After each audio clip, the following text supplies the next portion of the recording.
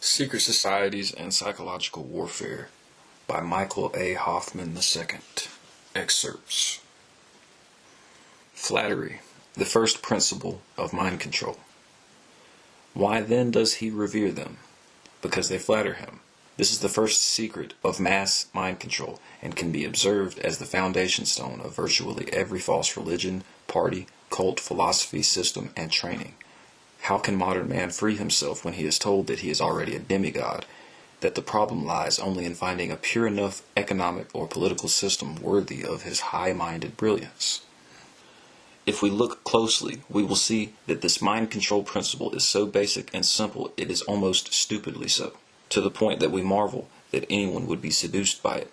But it is all a matter of attention, as we saw in the parable of the mountebank and the clown. Arrogant hypnopatsies have been told by their masters that they are demigods, and demigods are never deceived or distracted. They're too smart, and by their arrogant self-satisfaction they blind themselves to the simplicity of the device that ensnares them, and that is when the real sales pitch begins. What the alchemical managers have bred over a millennia is a human race of the most wretched stupidity and ignorance unrivaled in thousands of years. These blind slaves are told they are free and highly educated, even as they march behind signs that would cause any medieval peasant to run screaming away from them in panic-stricken terror. The symbols that modern man embraces with the naive trust of an infant would be tantamount to billboards reading, "This way to your death and enslavement," to the understanding of a traditional peasant of antiquity. I doubt any medieval man would have much difficulty in feeling a sense of overwhelming foreboding in the face of the Soviet hammer and sickle symbol. Yet most modern literate people obviously don't know a thing about what that symbol actually represents except on the most profane level, as the implements of the farmer and the worker.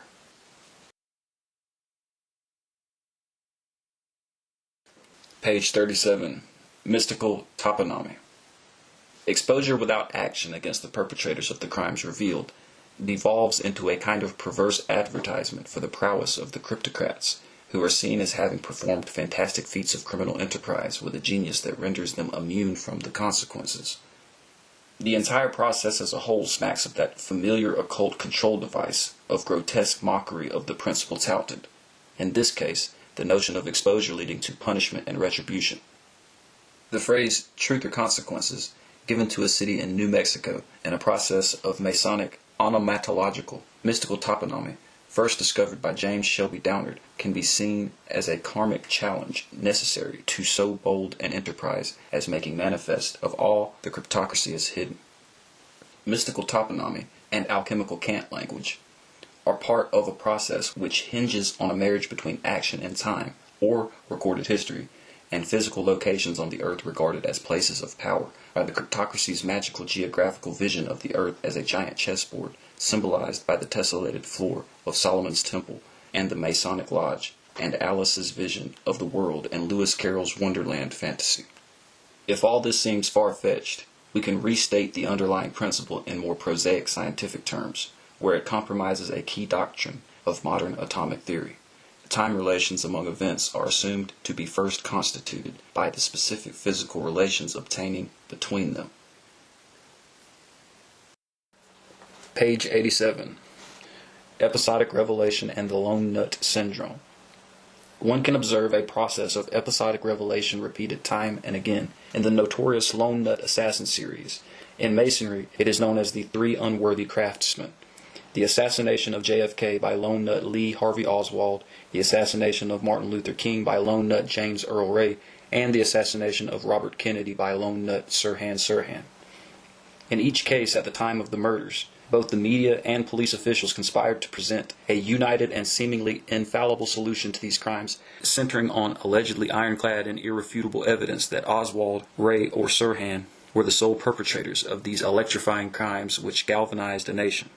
Then, in accordance with the clockwork script, 5, 10, or 15 years later, after the trial is hopelessly cold and highly obscured, a spate of tightly documented and well-researched books and films emerge, which turn our heads 180 degrees in the opposite direction. Now we are shown a mass of evidence, proving that the cops and the media had to be either idiots or co-conspirators to have ever believed that these spectacular hits were one-man operations. We learn that Oswald was a scapegoat, Ray a patsy, and Sirhan an OTO cultist. And we learn of their accomplices. If you carefully study this scenario, what you will discover is astonishing. You will find that after-the-fact revelations are as much a part of the assassination plot as the murder and its initial cover-up. It's a deliberate psychological process they're taking us through, a psychodrama of enormous scale, though not really different from the principle behind the anonymous circulation of the Rosicrucian manifestos of the 17th century, with their mocking hints of identity. This process surfaces in many other lone nut serial murders as well. In the Son of Sam case, we saw Berkowitz infallibly presented by the establishment, media, and police as the person solely responsible in spite of massive evidence, of which the national media and New York police were very well aware of, making it impossible for Berkowitz to have been the triggerman in more than half of the killings. In 1977 through 1978, seeing this familiar repeat of a grotesque pattern, the author wrote dozens of letters to media agencies pointing out the huge gaps in information surrounding the case. The author received no meaningful response from any of them at the time. Simplistic conspiracy researchers will nod their heads in recognition of the duplicity involved here, while missing the point about the 1-2 punch repeatedly conveyed in these highly symbolical murders, which transmit alchemical cant language command phrases and trigger words over the airwaves into the news racks. The first punch, the ritual murders are successfully accomplished. The principals get away, the scapegoat conveniently takes the blame, and the second punch is that we learn the truth, but no one is prosecuted. We are mocked, disoriented, and demoralized. Occult prestige and potency is heightened. This is the simplistic researcher's miss, the function of macabre arrogance, thumbing its nose at us while we do nothing except spread the tale of their immunity and invincibility further. That is the game plan operant here. To the belief system of the modern man, it sounds too crazy. Why would the perpetrators want their secrets revealed after the fact, even if it is years later?